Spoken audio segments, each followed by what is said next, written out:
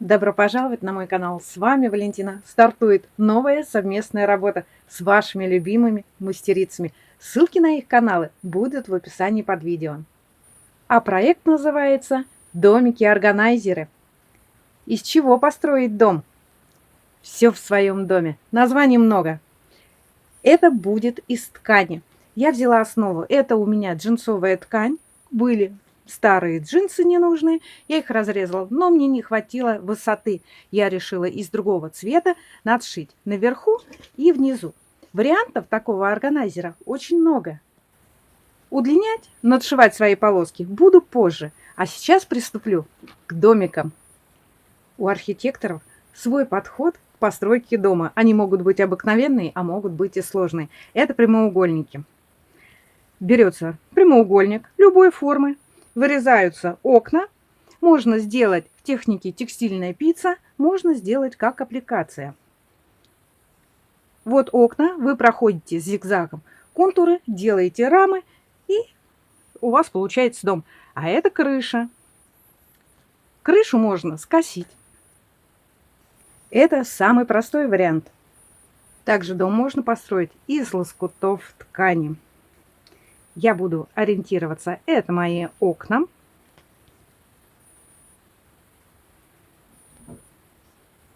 Сделаю между окон перегородку. В качестве основы можно взять также квадрат или прямоугольник и прям на него настрачивать. Одну полоску присоединяете, другую пришиваете или собираете по отдельности. Это первая наша заготовочка, блок. Потом мы пришиваем вверх, пришиваем низ. Все разутюживаем, потом пришиваем бока, и вот она крыша. И вот такой дом у нас получается. Конечно, размерами-то он будет меньше. Из простых вариантов я сделала заготовки на дом. Окна. Прошила все зигзагом. Здесь для оригинальности пришила кружева и сделала трубу. Ну а в этом доме у меня есть входная дверь, и я посадила в горшках цветы на окне. И теперь я делаю фон. Не хочу, чтобы было просто. Но от края я отступаю, потому что там будет строчка. Выкладываю лоскуты ткани. Нарезала я их фигурным образом. Это будет у меня облака.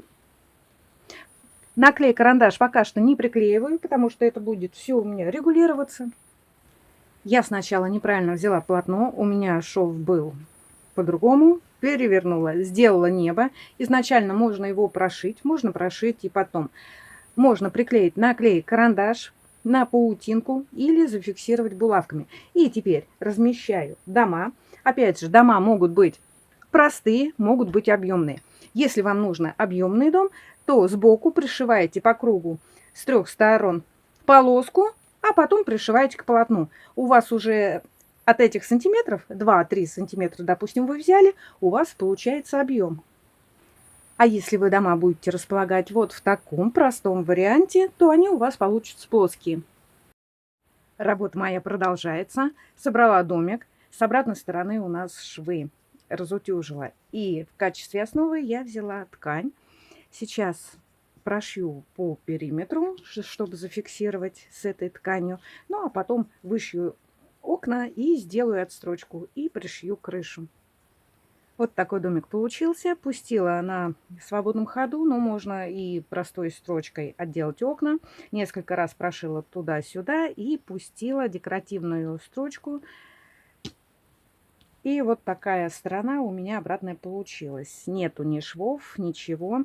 Пришивая крышу, сделала на зигзаге, обработала, чтобы ничего не крошилось. И также пустила дополнительную строчку. Этот дом я буду прошивать, будет подгиб вот этого края. Пришила домики, полотно мое готово, в объектив не входит. Вот так разверну, чтобы вам показать. Внизу я надшила.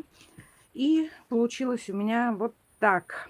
Сюда будет вставляться палочка для того, чтобы, если что-то будет такое тяжелое, чтобы ну, не заваливалось, чтобы распределить тяжесть. И сделала 2 полосочки, выкроила, вовнутрь вшила петельки. Сюда также будет вставляться палка. Сейчас я хорошо 2-3 раза прошиваю петельки, ну, пропускаю строчку и уже пришиваю к полотну. У меня работа будет на подкладке. Вырезала ткань, сделала карманы. Это на всякий случай, мало ли, может быть, что-то ненужное надо будет положить. А перевернуть никогда не поздно. Я пришила подкладку, прошлась на оверлоке, обработала швы. Вставка, вот эта, что надшивала с петельками, она у меня немножечко большая. Сейчас я все выворачиваю на лицо и пускаю строчки. Во-первых, где у меня внизу будет вставляться палка, у меня подкладка пришита вот к этому, ну, клапану, будем так говорить. Сейчас пущу строчку тут и выровняю и пускаю строчку вот здесь. И у меня будет отливной такой карман. Сюда будет вставляться картон, чтобы держала форму. Вот и все. Работа моя полностью готова. Вот такая получилась. В объектив она по прямой не входит. Я немножко сделала наискосок. Все, отстрочила, сделала, прошила. Вот смотрите, получился карман. Опять же, сюда можно вставить картон, можно положить какие-то выкройки, чертежи, какие-то рисунки. Опять же, вот они домики, тут везде карманы. Хотите, положите ножницы, иголки, булавки, нитки, да что угодно. Каждый карман, он будет для своих целей. Если у вас какой-то такой оригинальный рисунок, вы можете вставить вовнутрь поролон. Это будет как подушечка под иголки. Девчонки, купила я палку. Они дешевые, от 30 до 90 рублей. Длина метр. Вот одну купила, разделила пополам. Какая поменьше у меня пойдет вниз, какая побольше пойдет наверх. И остается сделать декоративную веревку, привязываем по бокам, а эту веревку вешаем на какой-то гвоздик по центру. Вот. И вот так это будет смотреться. Заходите в гости обязательно к нашим мастерицам, кто участвует в проектах, и пишите в комментариях, какие мы архитекторы, строители или просто любительницы, лоскутницы. Обязательно пишите свои мнения о наших работах. Нам это очень важно. Кто на каналах впервые, прогуляйтесь по плейлистам. Может быть, для себя найдете что-то интересное и полезное. Найдете какие-то идеи для своих будущих работ. Ссылка будет в описании. Заглядывайте.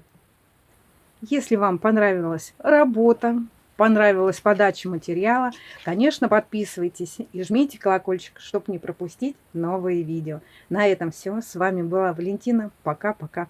Встретимся в следующей, в творческой интересной работе. Заходите в гости.